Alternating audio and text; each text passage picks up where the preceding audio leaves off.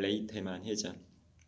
필리핀을 수복하는 일본 점령하에 들어갔던 필리핀을 약 한 3년 만에 다시 수복하는 필리핀 수복 작전이 레이테만 해전이고, 그 레이테만 해전이 인류 해전사에서 최대 규모의 해전입니다.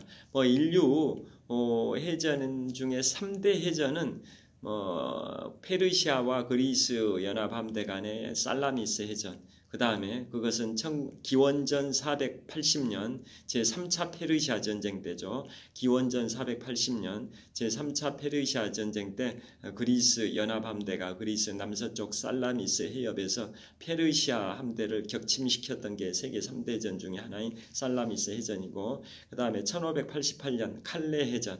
칼레 해전은 영국의 엘리자베스 1세 여왕 시절에 스페인의 무적함대, 스페인의 펠리페 2세의 무적함대 아르마다 인베시블레라고 하죠. 스페인어로 아르마다 인베시블레 무적함대란 뜻인데요. 자, 1588년 영국의 엘리자베스 1세 여왕이 스페인의 펠리페 2세의 무적함대를 격침시켰던 게 바로 1588년 임진왜란 발발하기 4년 전입니다. 1588년의 칼레 해전이고요. 마지막에 3대전이 1805년 10월 21일에 바로 영국의 호레이쇼 넬슨 제독이 프랑스 빌레브 제독과 스페인의 연합함대를 스페인의 남서쪽 해협에서 해안에서 이겼던 게 세계 3대전 중에 트라팔가르 해전입니다. 그런데 이 세계 3대 해전은 유명한 전투니까 해전이니까 3대 해전인데요. 규모 면에서 해전, 바다에서 싸우는 해전 규모 면에서 최대의 규모의 해전이 바로 1944년 10월 20일에 필리핀 수복작전의 일부인 레이테만 해전입니다. 배수량을 기준으로 해군의 함정 규모 해전은 그 배가 어떤 규모의 배가 동원됐냐 이 배수량을 기준으로 따지는데요. 배수량 기준으로 250만 톤입니다. 보통 항공모함 전단하면 항공모함을 호위하는 구축함, 순양함 이러한 10여 척이 이렇게 호위를 하는 구조로 항공모함 전단이 꾸려지는데요. 그건 다 합해봐야 약 한 30만 톤 정도로 보는데요. 그것의 한 8배 정도에 해당이 되는 약 250만 톤 정도의 함정들이 군함들이 총 출동했던 게 바로 1944년 10월 20일에 필리핀 수복작전의 일부인 레이테만 해전입니다. 그것의 하이라이트가 레이테만 상륙작전이고요.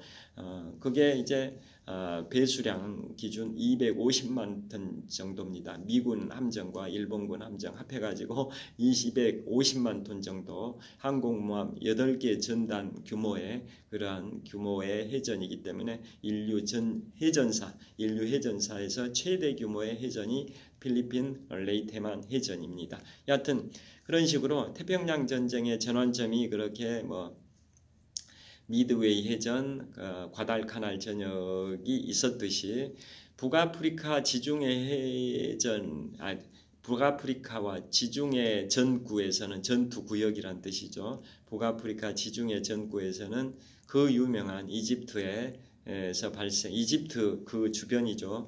이집트, 튀니지, 알제리, 모로코 이런 북아프리카 전역에서는 영국의 버나드 몽고메리 장군과 미국의 조지 패튼 장군이 출격을 했고요. 독일에서는 사막의 여우라는 별명을 갖고 있는 에르빈 롬멜 장군이 출격을 했는데요. 자, 거기에서 결국은 영국과 미국이 승리를 하면서 그 엘 알라메인 전투가 있습니다. 엘 알라메인 전투. 그게 엘 알라메인 전투는 1차와 2차로 구분이 되는데요. 제1차 엘 알라메인 전투는 이집트의 카이로 근처에서 발생이 됐습니다. 엘 알라메인 지역이라는 거기에서 발생이 됐는데요. 제1차 엘 알라메인 전투는 1942년 7월에 있었고 제2차 엘 알라메인 전투가 1942년 10월부터 11월까지 있었는데요. 제2차 엘 알라메인 전투가 유명합니다.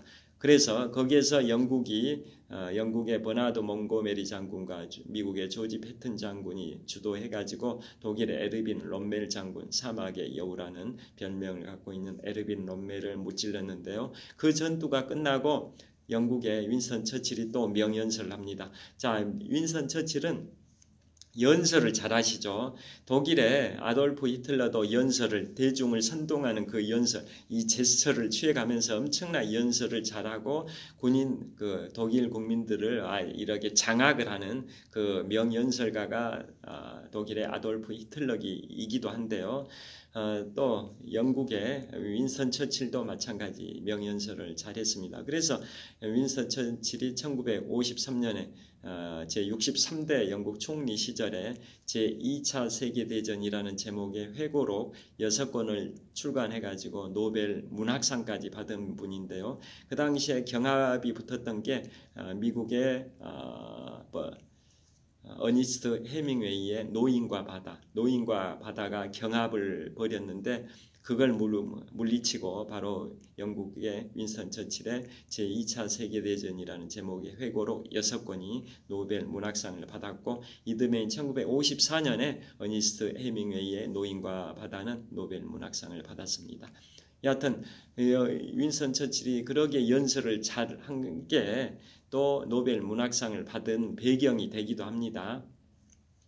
자, 그래서 그 윈스턴 처칠이 엘 알라메인 전투, 북아프리카 전선에서의 엘 알라메인 전투에서 연합국이 승리하니까 이 연설을 했습니다. 북아프리카 전역에서의 전환점이 엘 알라메인 전투인데요.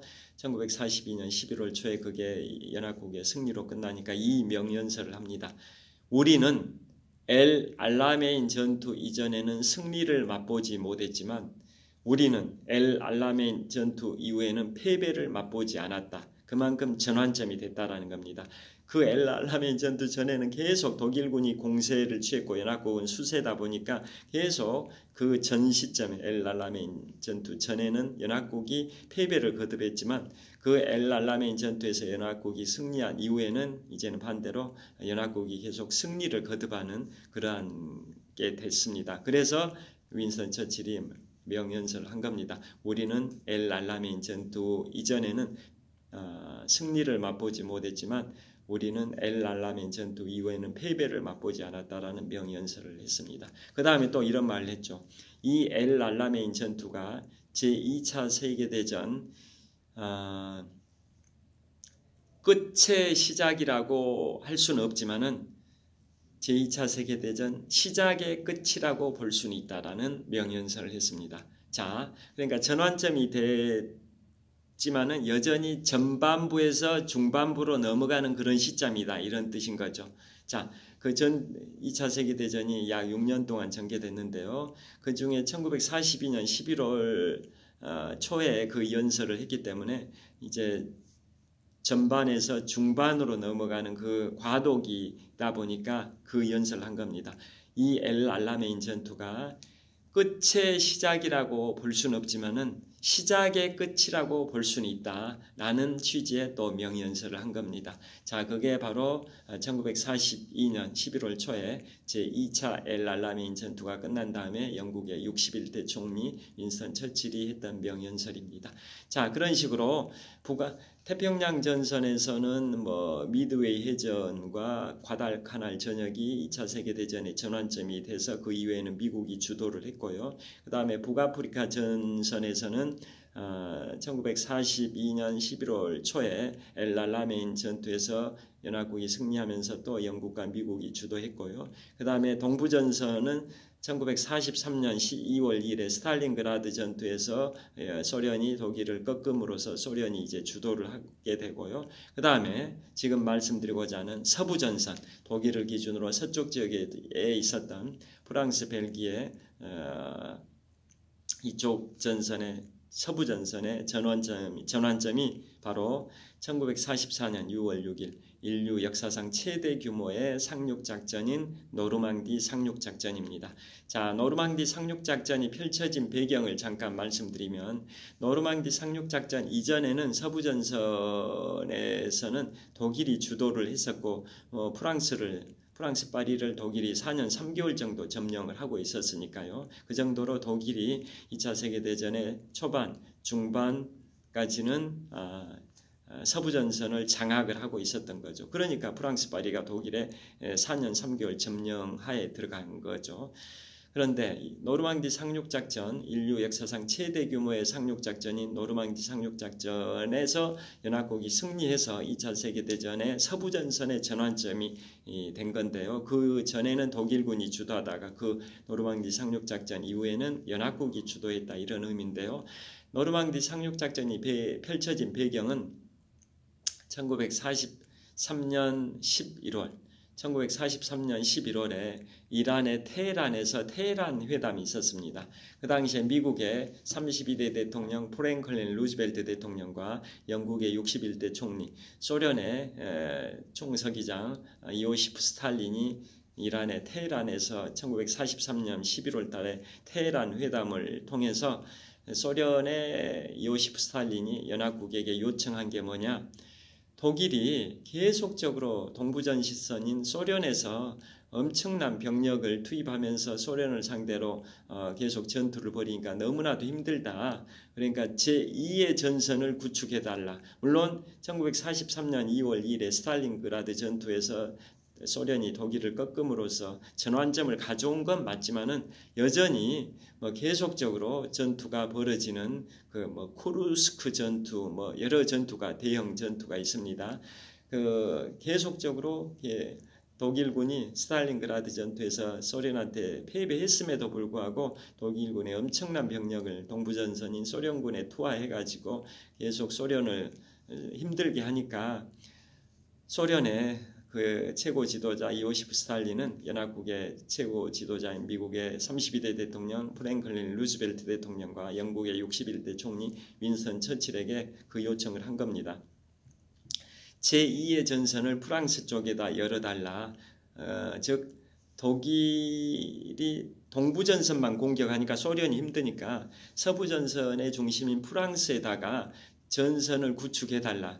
왜냐? 서부전선은 독일이 프랑스 파리를 4년 3개월 점령하고 있는 등 거의 독일이 그 장악을 하고 있고 특별한 전투가 없다 보니까 독일군들은 그 병력의 대부분을 동부전선 소련 쪽에다 올인을 해버리니까 소련이 힘들다 이거죠. 그래서 서부전선인 프랑스 쪽에다가 제2의 전선을 구축해달라고 요청해서 윈스턴 처칠과 프랭클린 루즈벨트 대통령이 일단 수락을 합니다. 그래서 펼쳐진 게 바로 1944년 5월 1일에 노르망디 상륙작전을 하려고 했는데 한 차례 연기가 됐습니다. 그래서 6월 5일 날 하기로 했습니다. 그래서 1944년 6월 5일 날 하려고 했는데 최종적으로 작전회의를 합니다. 연합국의 총사령관, 나중에 미국의 34대 대통령이 되는 드와이트 아이젠하워 연합국의 서부전선 총사령관이죠.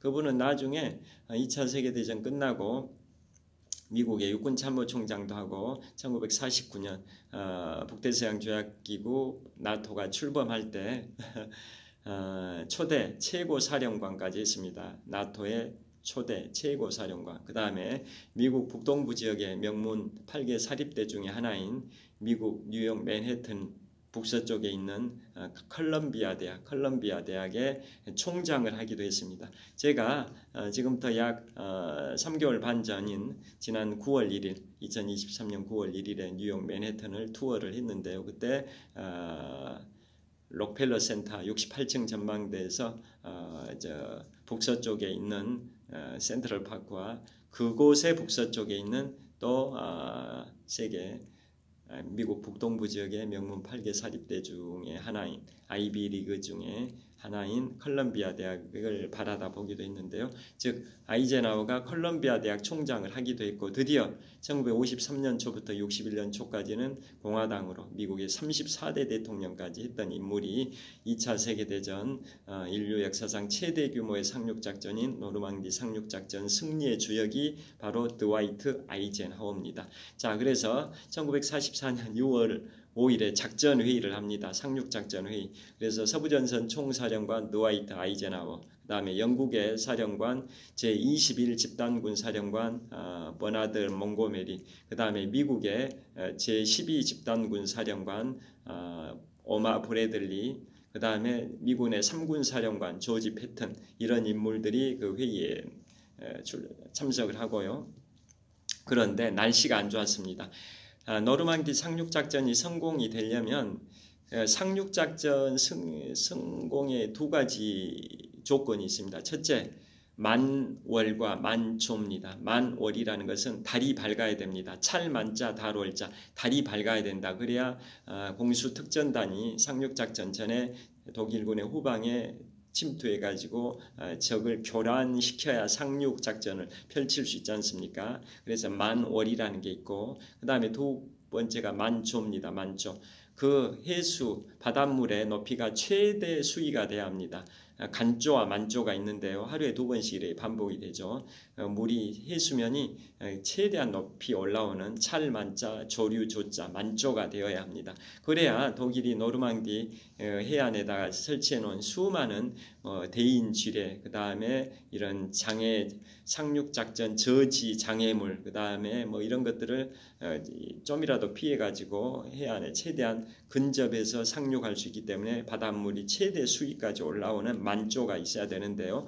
만조는 하루에 2번씩 있다 보니까 그게 큰 문제가 안 될 수도 있는데, 만월이 밝은 달이 뜨려면 구름이 끼지 않아야 됩니다. 그래야 공수특전단이 글라이더나 이제 그 낙하산을 타고 적의 독일군의 후방에 침투를 하니까요. 자, 그런데 날씨가 그날 안 좋았습니다. 6월 5일 날은 구름이 많이 끼어 있어서 공수특전단이 강하기가 어려웠고, 또 바닷물의 파도 높이가 세서 이 함정들이 해안에 접근하기가 어려웠습니다. 그래서 드와이트 아이젠하워가 그 당시에 영국군의 공군 대령이었습니다. 기상대장의 브리핑을 받았는데, 다음 날인 6월 6일은 오늘보다는 좀 더 날씨가 좋을 것 같다라고 해서 D-Day를 6월 6일로 정했고, 그래서 인류 역사상 최대 규모의 상륙작전인 노르망디 상륙작전, 영화 중에 라이언 일병 구하기의 첫 장면에 노르망디 상륙작전이 잘 묘사가 되고 있습니다. 자, 그 노르망디 상륙작전, 그래서 그때 결정을 할 때 6월 6일로 결정을 했는데요. 그 당시에 공군 총사령관, 연합국의 공군 총사령관 말로이 경이라고 영국 장군이 있습니다. 말로이 경이라는 귀족이죠. 귀족을 경이라고 표현하죠. 서. 그래서 말로이 경은 공군 총사령관, 연합국의 공군 총사령관은 다음 날인 6월 6일도 더 안 좋으니까 공수특전단이 강화하기 어렵고 공군들이 전투기 띄우기가 어려우니까 반대를 했음에도 불구하고 드와이트 아이젠하워는 6월 6일로, 즉 다음 날로 결정을 하면서 고뇌에 찬 말을 했습니다. 서부전선 총사령관 드와이트 아이젠하워 한 사람의 결정에 따라서 수많은 것들의 운명이 결정이 되는 그 상황이 됐다. 나의 결정이 이 2차 세계대전의 그 분수령이 될지 안 될지 엄청난 수많은 운명들이 달려있는 그 운명적인 결정을 하게 돼서 고뇌에 찬 결단을 하는 내 심정이 굉장히 괴롭다. 뭐 그런 취지의 명언을 드와이트 아이젠하워 총사령관이 있었습니다. 그래가지고 결국은 D-Day 때 그날로 결정이 돼서 1944년 6월 6일에 상륙을 했고요.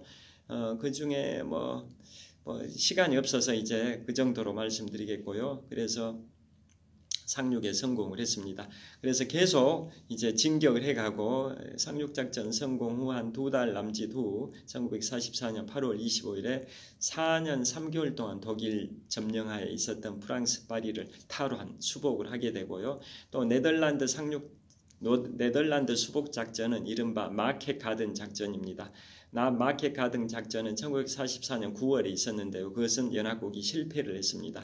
마켓 작전과 가든 작전의 합성어인데요. 마켓 작전은 공수 특전단이 강화를 하는 작전이고 가든 작전은 그 지상군이 독일을 향해 진격하는 작전, 그걸 합해서 마켓 가든 작전이라고 이른바 네덜란드 수복 작전은 실패를 했습니다. 그런데 이제 드디어 계속 다시 공방전을 펼치다가 연합국이 계속 독일의 베를린을 향해서 진격을 해가는 과정입니다. 앞으로 한 스마트폰 용량이 지금까지 약 한 얼마 찍었냐면 한 52분 정도 찍었으니까 앞으로 20분 정도 더 찍을 수 있을 것 같습니다. 빠른 속도로 마무리하겠습니다. 자, 그래서 계속 연합국이 네덜란드 수복 작전의 1차 작전은 실패했지만 결국은 계속 독일의 베를린을 향해서 진격해 가는 과정에서 드디어 오늘 말씀드리는 벌지 대전투가 발생이 됩니다. 1944년 12월 16일부터 1945년 1월 25일까지 약 6주 동안 발생이 된 벌지 대전투인데요. 자, 독일이 계속 후퇴를 하다가 마지막 대공세를 펼친 이유가 있습니다. 그 이유는 바로 벨기에의 안트베르펜, 벨기에어로는 안트호프라고 하는데 영어로는 안트베르펜입니다. 벨기에의 두 번째 도시입니다. 제2의 도시, 수도가 벨기에 브뤼셀이죠. 브뤼셀, 유럽연합 사무실도 유럽연합 본부도 있는 데가 벨기에의 수도 브뤼셀이 제1의 도시고요. 제2의 도시가 안트호프, 영어로는 안트베르펜입니다. 그곳이 연합국의 최전방 병참 기지였습니다. 보급 항구였습니다. 전쟁을 하기 위해서는 보급에 실패하면은 전쟁에서 승리할 수 없지 않습니까? 그래서 보급 물자, 무기를 보급하고 총알, 실탄을 보급하고 연료를 보급하고 군량미, 군인들이 먹는 식량을 보급하고 이 보급이 정말 중요하지 않습니까? 보급선이 끊겨버리면 고립이 돼가지고 전쟁에서 승리할 수 없으니까 보급이 그만큼 중요하지 않습니까? 그런데 연합국의 최전방 보급 항구가 베를린이 아니라 벨기에의 안트베르펜, 안트호프였습니다. 그래서 그곳을 독일의 아돌프 히틀러가 빼앗기 위해서 독일이 후퇴를 거듭하다가 최후의 반격을 해가지고 그 연합국과 독일의 전선이 있는데 그 독일이 최후의 반격을 하다 보니까 그 전선이 이쪽 서쪽은 연합국, 동쪽은 독일군, 계속 연합국이 북동쪽 독일의 수도 베를린을 향해서 전진을 하고 독일은 계속 후퇴하는 과정에서 아까 모두에서 말씀드린 것처럼 벨기에, 룩셈부르크, 나치 독일의 접경지대인 아르덴 숲에서 발생된 아르덴 대공세, 영어로는 벌지 대전투라고 말씀드렸는데요. 그게 계속 그렇게 후퇴하다가 그 아르덴 숲 지대에서 독일이 최후의 반격을 하다 보니까 전선이 서쪽을 향해서 이렇게 돌출이 된 거죠. 돌출. 이렇게 거의 직선 모양이다가 독일이 최후의 반격을 하다 보니까 이 전선이 이렇게 서쪽을 향해서 돌출이 됐다. 이런 거. 이게 돌출이 됐지 않습니까? 영어로 돌출을 벌지라고 합니다. 벌지. 그래서 미국에서는 벌지 전투를 하고 일반적으로는 아르덴 지역에서 발생된 독일군의 최후의 공세라 해서 아르덴 대공세라고 하고 있습니다. 여하튼 그래서 독일군이 아돌프 히틀러의 명령에 따라서 독일군의 그 서부전선 총사령관은 누구냐?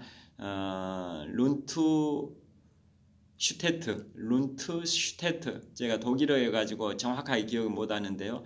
독일군의 서부전선 총사령관은 룬트슈테트입니다. 그리고 그 실질적인 전장을 지휘하는 총사령관은 비집단군의 총사령관 발터 모델입니다. 발터 모델. 자, 연합국의 총사령관은 드와이트 아이젠하워고 12집단군 사령관은 미군의 오마 브래들리 장군이고 21 집단군 사령관은 영국의 버나드 몽고메리 장군이고 제 3군 사령관은 조지 패튼 장군이라고 말씀드렸는데요. 독일군은 서부전선 총사령관이 룬트 슈테트 원수입니다. 원수 별 5개를 원수로 하죠. 별 5개 룬트 슈테트 원수고 실질적으로 전장을 지휘했던 사람은 그 B 집단군 A, B, C, D 할 때 B 집단군 사령관 발터 모델입니다. 뭐 모델로 출연했다 할 때 그 모델하고 이름이 똑같습니다. 발터 모델. B 집단군 사령관 발터 모델이 독일군의 원수입니다. 그분도 원수입니다.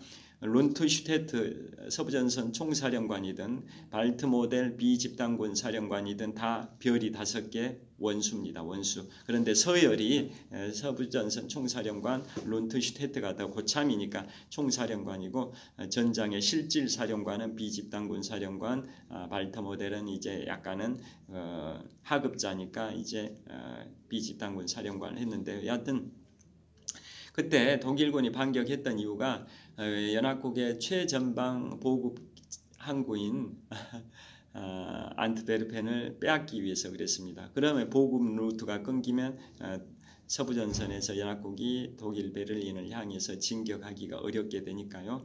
그런데 그 벌지던 전투가 발생한 게 이 계절적으로 이때죠. 왜냐? 1944년 12월 16일부터 1945년 1월 25일까지 6주 동안 발생됐으니까 이 무렵입니다. 그때 공격을 했던 이유가 독일이 반격을 했던 이유가 그 당시에 그보다 한 4년 앞선 시점인 영국 본토 항공전에서 영국군의 공군이 독일의 공군보다 훨씬 전투력이 뛰어났었다라고 말씀드렸듯이 연합국은 독일보다 장점이 공군력입니다. 제공권을 장악하는 공군력이 연합국의 장점이었고 반대로 독일은 지상군의 전차입니다. 전차 탱크죠. 탱크 장갑차. 그런 식으로 서로 강점들이 있었는데요. 연합국의 그 공군력이 막강하다 보니까 날씨가 좋을 때 독일군이 반격하면 연합국의 전투기들, 폭격기들이 독일의 지상군을 향해서 융단 폭격하게 되면은 독일군들이 그 아르덴 대공세에서 실패할 게 뻔해서 날씨가 구름 낀 날씨. 오늘도 지금 현재 시각이 2023년 12월 28일 목요일 오전 9시 42분인데요. 촬영한 지 이제 한 1시간 가까이 됐습니다. 앞으로 한 15분 더 할 수 있을 것 같습니다. 스마트폰 용량이 최대 1시간 한 20분 정도 촬영합니다. 자, 그래서 그 날씨가 좋으면은 연합국의 공군력이 독일의 지상군을 향해서 융단 폭격을 하게 되면 독일이 반격에서 실패를 할 것으로 생각이 돼서 결국은 날씨가 구름 낀 날씨였습니다. 구름 낀 날씨면 연합국의 공군 전투기들, 폭격기들이 제 역할을 못하게 되니까 왜냐?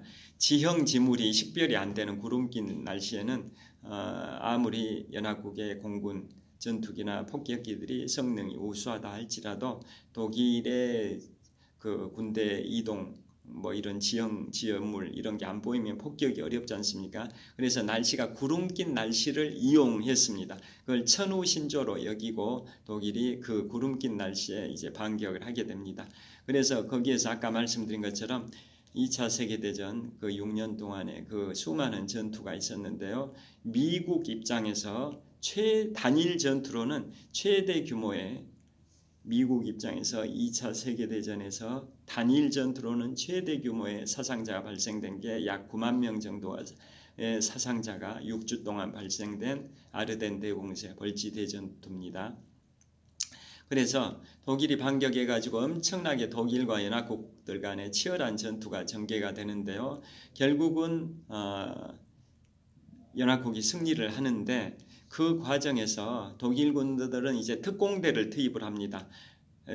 미국이 주도하는 연합국을 교란시키기 위해서 독일의 특공대가 결성이 되는데요. 그게 뭐냐?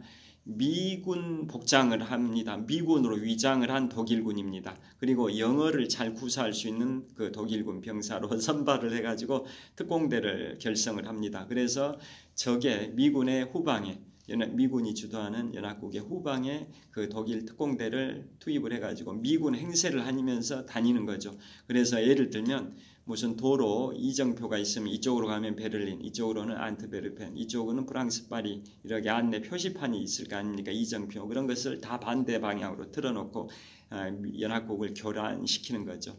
그 다음에 뭐 여러 가지 미군인 행세를 하면서 우리 어디로 이동하자 이런 식으로 이제 얘기를 하기도 하고 영어를 구사할 수 있다 보니까 미군인 걸로 이제 다들 이제 오해하기가 쉽겠죠.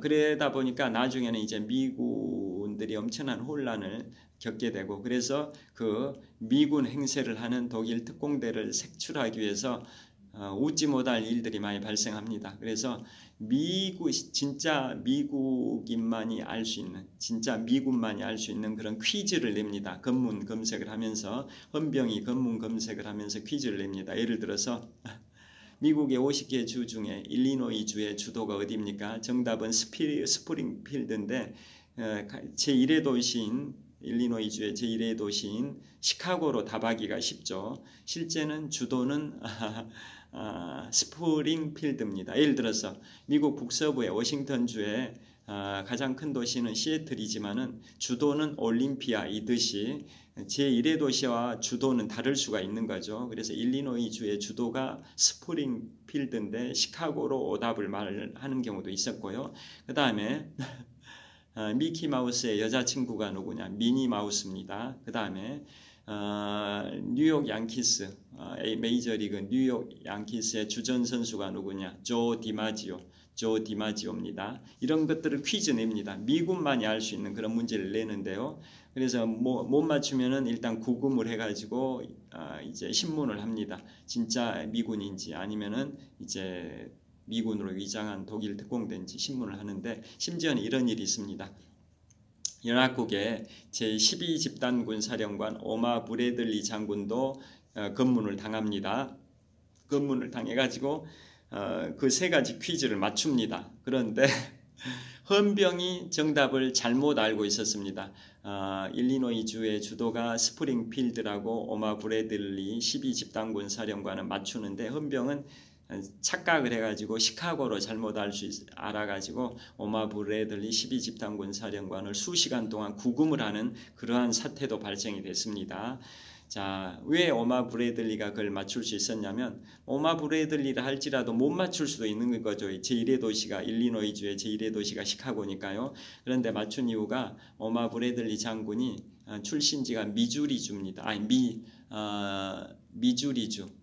미주리주 맞습니다. 미주리주 출신인데 미주리주의 북동쪽에 있는 접해 있는 주가 일리노이주입니다. 그러니까 자기 출신주인 미주리주의 바로 북동쪽에 접해 있는 일리노이 주다 보니까 그 주도를 스프링필드로 맞췄던 거죠. 그런데 헌병이 시카고가 정답인 걸로 오해해가지고 오마 브래들리 12집단군 사령관이 수시간 그렇게 구금된 그런 일화도 있습니다. 그 다음에 나중에는 결국은 미군이 많은 희생을 치러가면서 결국은 승리를 하게 되는데요. 자, 그 날씨가 이제 개이게 됩니다. 처음에는 날씨가 구름 끼어 있으니까 연합국의 공군력들이 활동 못하는 틈을 타면서 독일이 아르덴 대공세를 했지만 나중에 날씨가 풀립니다.